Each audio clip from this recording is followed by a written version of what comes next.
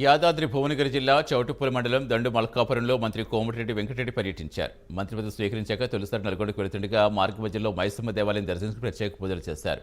అక్కడి నుంచి చౌటుప్పల్ పట్టణ కేంద్రంలో కార్యకర్తలు పూలమాలతో ఘన స్వాగతం పలికారు.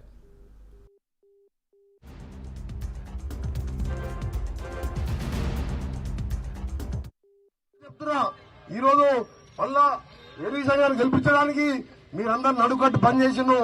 అంతే శ్రద్ధతో 5 ఏళ్లు మీకోసం పనిచేస్తామని ఈ రోజు ముఖ్యంగా ఇక్కడ ఒక ఫ్లైఓవర్ కట్టేకతే మన టెండర్ క్యాన్సిల్ అయితే వర్క్ స్టార్ట్ చేయలేకపోయాం. జనవరి 2వ తారీఖు టెండర్ ఉన్నది. 14వ తారీఖు సంక్రాంతి లోపు ఫ్లైఓవర్ నిర్మాణం కూడా చేసుకుని అదే రోజు 65 కోట్లతో ఆ ఫౌండేషన్ స్టోన్ వేసుకుంటాం. దాంతో పాటు ఇప్పుడే మన శాసనసభ చెప్పినట్టు ముఖ్యమైన రోడ్డు ఎన్నో యాక్సిడెంట్ అవుతూ ఎంతో మంది చనిపోవడం జరిగింది. చిట్యాల నుంచి భువనగిరి వరకు 4 లేన్ కూడా జనవరి నెలాఖరికి టెండర్ కార్యక్రమం పూర్తి చేపిస్తారని దాదాపు 400 కోట్లతోని ఇలా రోడ్డుని కూడా అభివృద్ధి చేస్తున్నాం. ఇక్కడ చిట్యాల రావణపేట కూడా నగరికల్ కాన్ఫరెన్స్ లో వస్తాయి.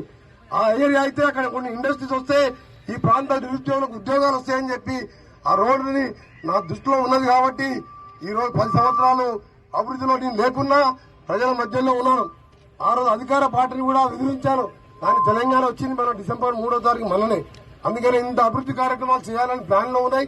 తప్పకుండా మీ ఆశలను రొమ్ము చేయకుండా చిట్యాల మండలాన్ని, చిట్యాల మున్సిపాలిటీని ప్రత్యేక శ్రద్ధతో గతంలో నేను